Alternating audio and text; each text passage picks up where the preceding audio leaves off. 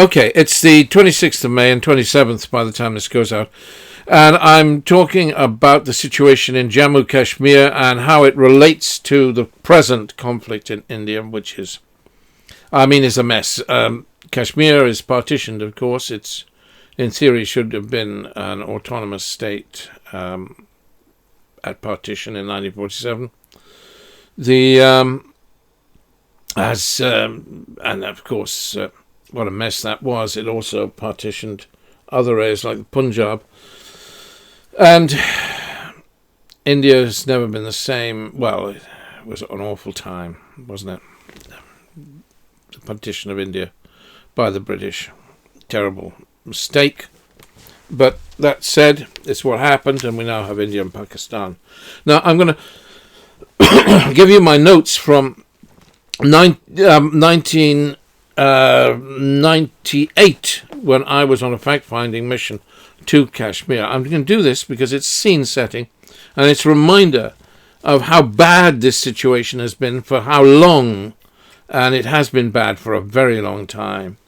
And when I went, the airport in Srinagar, of course, was closed, and we went to a military airport. We'd spent a couple of days in Delhi first, meeting various officials. Myself and Mayo Gohel, MJ Gohel, a wonderful man and a wonderful friend of mine. We've kind of lost touch, which is a great sadness to me. But and I have tried to be in touch with him, but I've failed. But was and is, in my mind, a very dear friend. MJ, I used to call him. And we went together on a fact-finding mission to Kashmir at the time.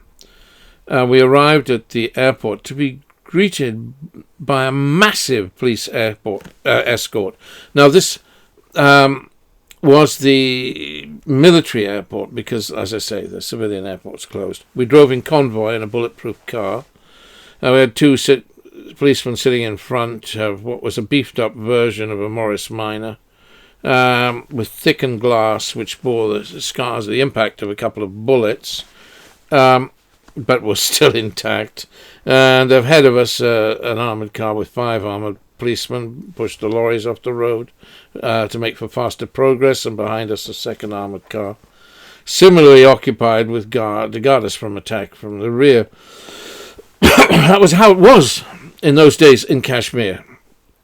And the main airport, as I said, was closed. And we had a 1-hour drive from the military airport out of town to Srinagar. The vehicle was so heavy it was prone to punctures.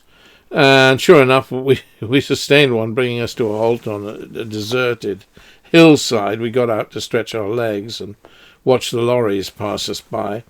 The countryside there was magnificent, really beautiful. Distant mountains shimmering in the haze in the heat of the late morning. The police surrounded us, eyes alert, as they joked and lit cigarettes and clutched their machine guns. Strangely, there were tourists in this country, even a few trekkers, despite embassy advice to avoid the place. We were assured that the terrorists were selective. The tourists were not targets, but we might be attacked, and hence the escort, so we were told. The road to Srinagar was dotted with guard posts. At times, they were so closely spaced as to be really remarkable. We arrived in the town to find lodgings in a small tumble-down hotel called the Welcome Hotel, which was reputed to be amongst the best the town had to offer at the time. It was situated on the edge of Dal Lake, opposite the famous houseboats.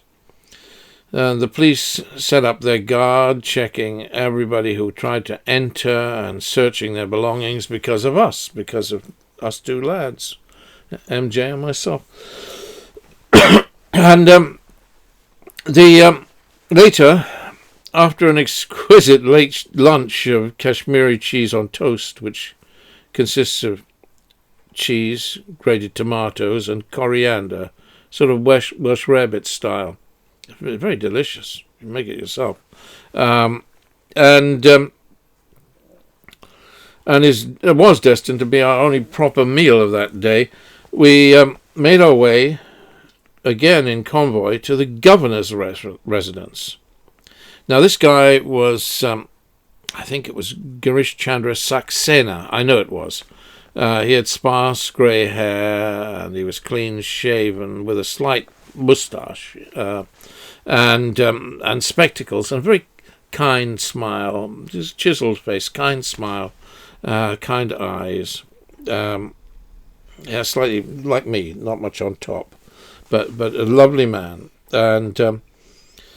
And he talked to us for hours, serving us tea and samosas and whiskey in colonial splendour. And we discussed terrorism and prospects for peace. And he invited Western interest, but not Western intervention. And there's a distinction that's always been there in India's mind. Reluctantly, we left him at about 8:30 and went to see the Minister of Finance. Well, Minister of Finance at that time, a guy called, I think it was Muhammad Shafiuri. He was popularly known as Baba Sher, the Lion. He was a little sloshed, actually, when we got there. Well, not too, but he'd had a couple of drinks. And he guardedly advocated Kashmiri independence, which was obviously what most of them believed in. But even he acknowledged that it was a forlorn hope in present circumstances, and suggested greater autonomy as a possible solution to the Kashmir problem. He condemned what he called state terrorism, the border security force, as outspokenly as he did the militants. He condemned them both. We returned to the hotel, fit for supper, at 11 p.m. to find the kitchen closed, and consoled ourselves with whiskey. So ended our first day in Kashmir, but sleep was hard to come by. Now, these are my notes. There were sort of official notes to the trip, but this is just me, to give you a flavour of. And I didn't jot in my diary till 2 or 3 days later, on the 25th of August 1998, and I wrote down, so much has happened. We've met terrorists, and we had, and opposition leaders, police chiefs, toured refugee camps, and we had, and there were refugee camps. Yeah, God. Anyway, this place, Kashmir, was heaven and hell in one place. I mean, and we got down to Jammu 3 days later. The terrorists were operating in this part of the country these days. Their brutality was unbelievable. And we still had an armed guard and a bulletproof car, quite unnecessary down in Jammu. These people are also oppressed, though. And I jotted down, they've brought much of it on their own heads. Prejudice is the motivation here on all sides. Such an unpleasant conflict. Okay, so a couple of days later, down we go back to, well, I mean, we were still in Jammu, but I was having bellyache. MJ was depressed by the savageries of the killings in Doda region. They're so savage. We had a meeting with the Inspector General of Police that disturbed him profoundly.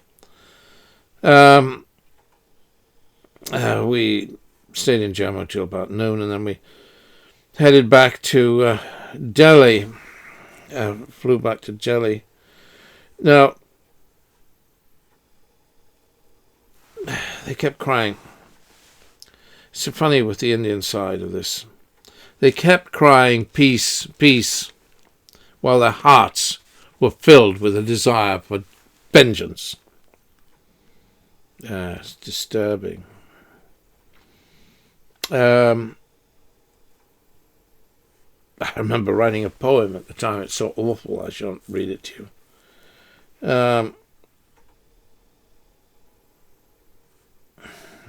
I'll read you a couple of lines. Make way for the Lord, for Armageddon comes, and times are passing. Make way for God, renounce your wealth, and turn to fasting, for sure as hell is hell. You'll tested be, and that's the truth betwixt you and me. Watch out, little children, watch out, watch out. Make way for tomorrow, give peace a chance, and all stop dancing. Just stop the world. It goes on. I won't bore you with it. But I used to write a lot of poetry.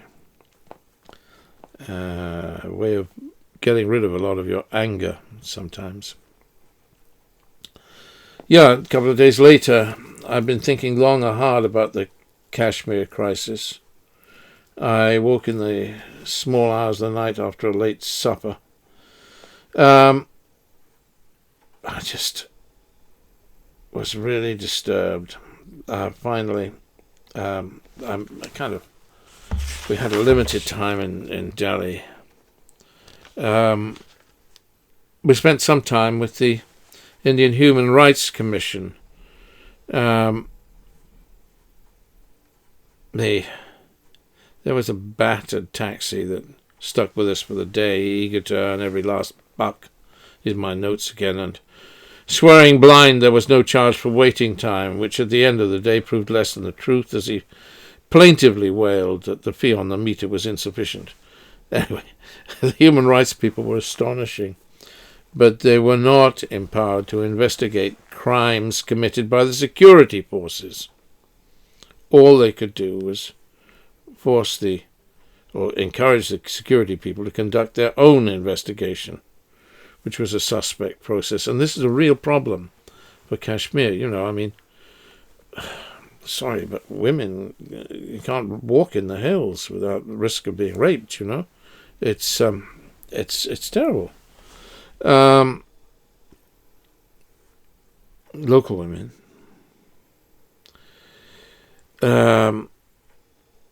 They had, what was particularly galling is that the Human Rights Commission had no statistics for the sum total of the complaints they found justified. Their Secretary General, in his dusty, battered office, promised that he would set someone to compiling the statistics right away. Anyway, and then we spent a substantial chunk of the afternoon with an enormously fat but charming bureaucrat known as the Joint Secretary for Jammu and Kashmir Affairs at the Home Ministry. Again, as with Home Ministry officials we'd met earlier in Srinagar, butter wouldn't melt in his mouth, but he took his time telling us so.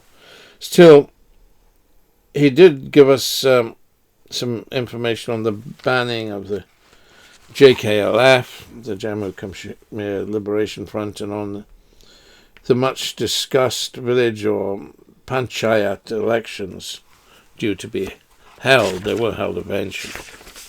They hadn't been held at that point for Kashmir for 20 years. And MJ, later after supper, he got quite angry. He felt defensive, sort of as you would, wouldn't you? I'd feel my country right or wrong. It's a harsh situation. He was looking at. He had an envelope with pictures of the photos of the recent slaughter in Jammu, and they were so graphic. I just couldn't bear to look at them. I found it. I never can. Violence disturbs me. I can't even watch violent films on television. I see too much of it, I guess, in the raw. Friday, 28th of August. it became difficult actually to remember what relates to what day, but Sunday the 30th of August, met the Foreign Minister, George Fernandez. He was a great socialist who he eschewed the privileges of office and handed over his own home to refugees, just keeping one corner for his personal use. So, I mean, a real walk the walk socialist. There was, mind you, there was a huge ante-room that we had to wait in, with all the usual war toys, little silverized presentation models of tanks and machine guns, but we were only made to wait a short while, and actually MJ was so keen to have his picture taken with the great man, he asked the security people to bring his camera from the gate, and they brought everything up, including his mobile phone. And then his mobile phone started to ring, and it was his girlfriend. And he was so embarrassed, he sort of smashed the mobile phone to switch it off, and then spent much of the rest of the day trying to fix it. Anyway.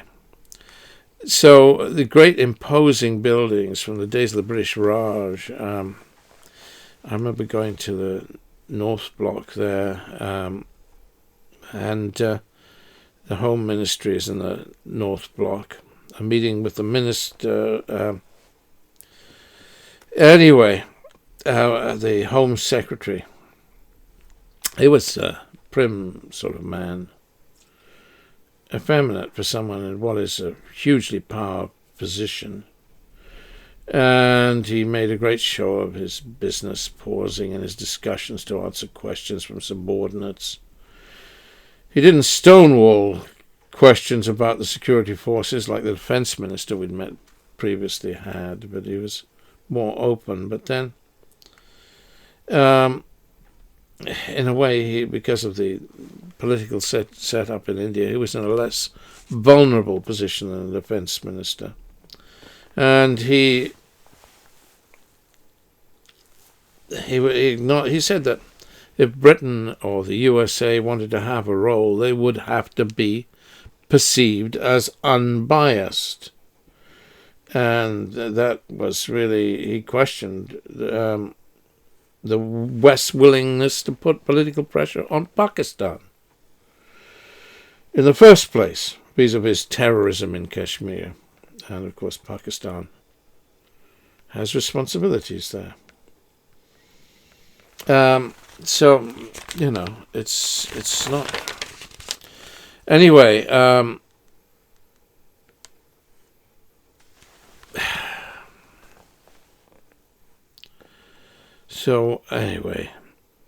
what to say?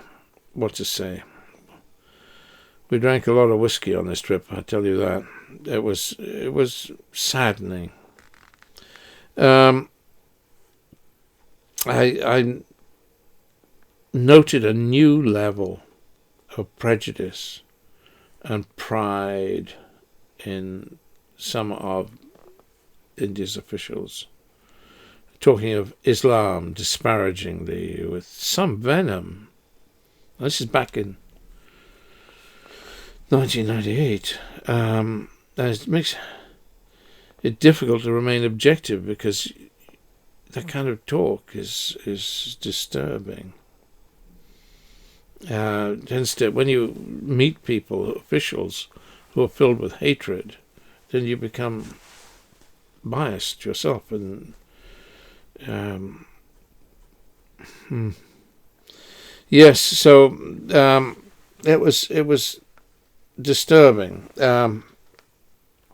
I remember we had the end of this whole thing. We were at embassy reception, and I met Saxena, who was an elderly human rights activist and cousin to the governor of Kashmir.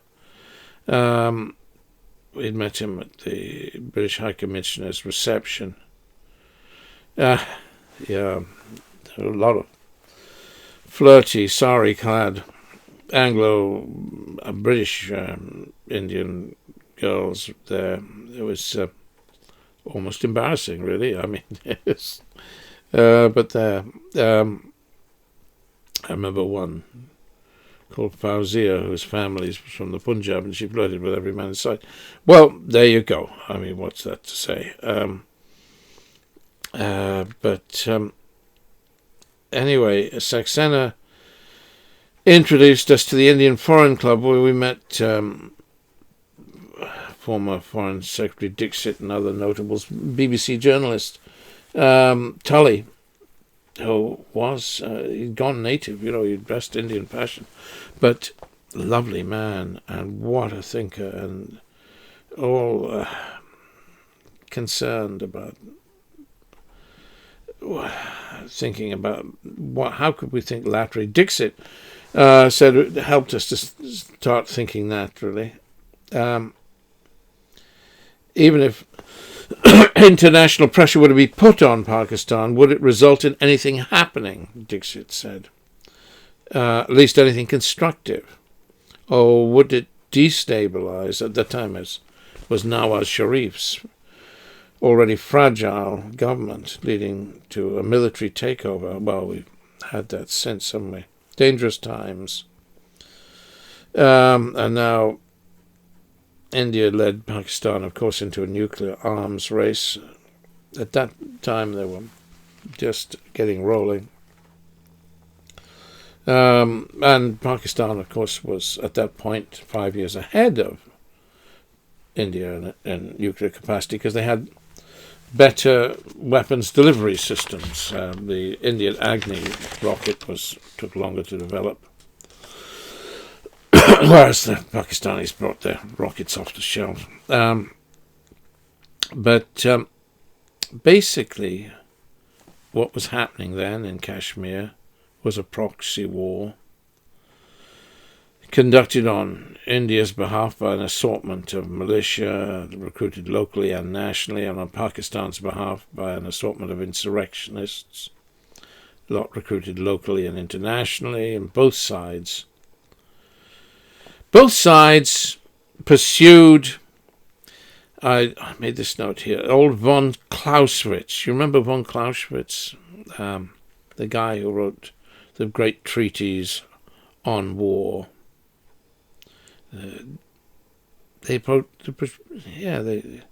His approach, which was, and I quote von Clausewitz, to introduce into a philosophy of war principles of moderation would be an absurdity.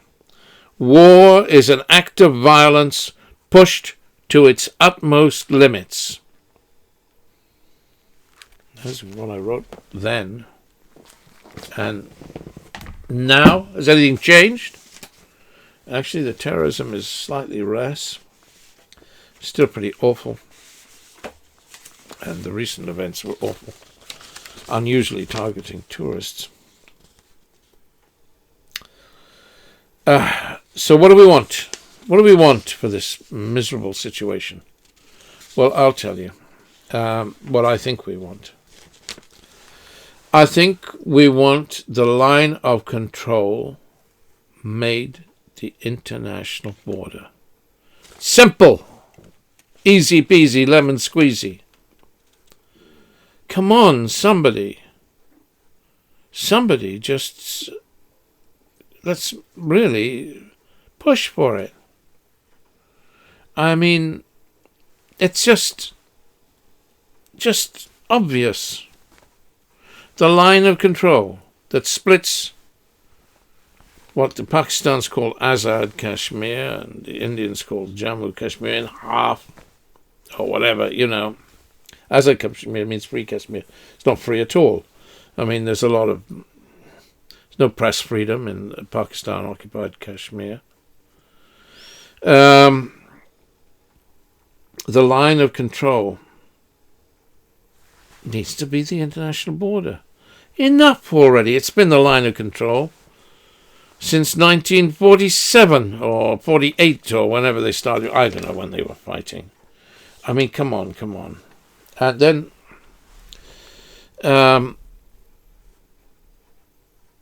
And then what? That line of control is so easy to declare an international border and stop all this. And then we could have a couple of crossing points. One in the Punjab, actually, not because Punjab split. And there was a crossing point. Sadly, it's been closed because of the recent hostility between Pakistan and India. Just reopen it, even for token. Just a few people each way, just symbolic. But reopen it, you know? And you can just have a few crossings a day.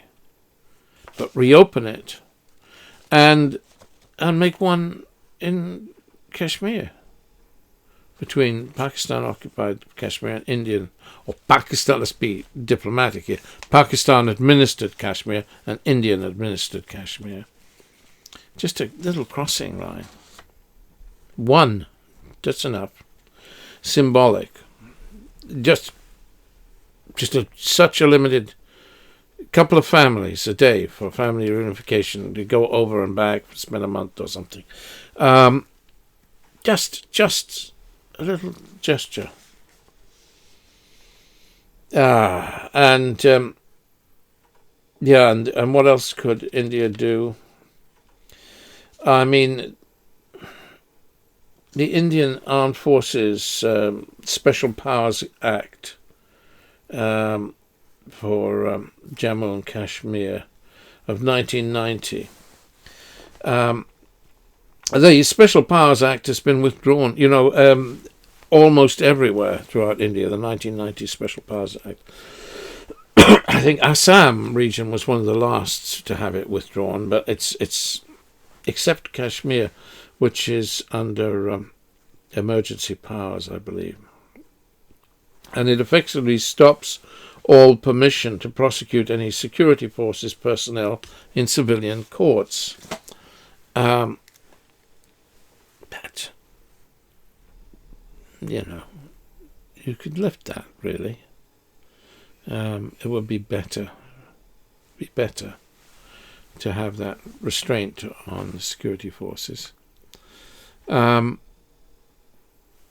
it. That would help, because gesture for the Kashmiris. That's it. What do you want? Easy peasy. Solve this mess and cut the hatred. That's my lifetime, 1998. I mean, but since I was been born, this has gone on, and pointless,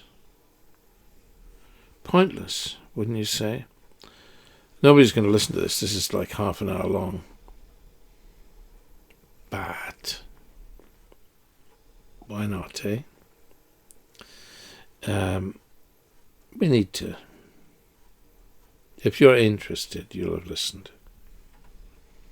Are you interested? For some, this is a real painful issue. Still is. Britain could do a lot more. America could do a lot more. Hey, Mr. Trump, you and Modi are hug buddies. Why don't you try?